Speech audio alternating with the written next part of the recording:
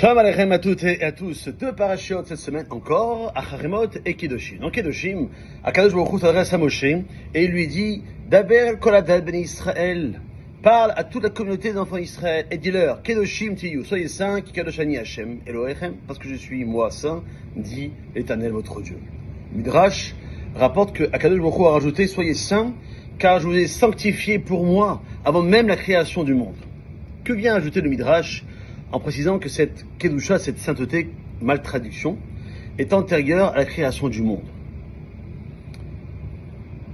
On raconte que dans une petite ville, il y avait un homme qui était très riche et qui a cherché à marier sa fille unique. Pour dénicher le parti idéal, il décide d'aller dans une grande yeshiva renommée et se tourne vers le Rosh Yeshiva, donc le directeur de cette académie talmudique, et lui demande de lui trouver le meilleur bachour, le meilleur étudiant de la yeshiva pour sa fille si brillante. Et le Rav le dirige vers un jeune homme qui est à la fois sérieux, intelligent et doté d'excellentes qualités. Je vous assure qu'il consacre chaque instant à l'étude, c'est un garçon exceptionnel. La jeune fille le rencontre et effectivement, il se marie, s'installe dans la petite ville d'où elle venait.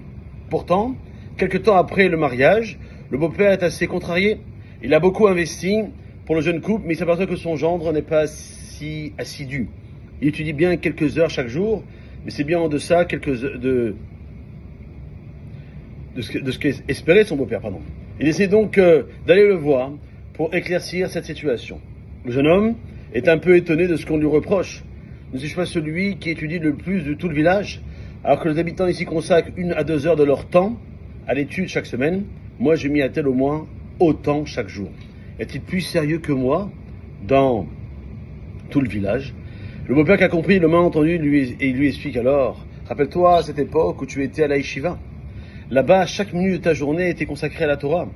Je ne te demande pas de te comparer aux gens du village, mais bien d'être celui que j'ai connu avant le mariage lorsque tu vivais auprès de jeunes bachurim attachés également à l'étude. Et bien c'est la même chose. Ici, Akadosh Baruch Hu, le maître du monde, nous rappelle qu'en se comparant à la bassesse des gens environnants, on peut se complaire dans une médiocrité en pensant qu'il est déjà bien au-dessus du lot.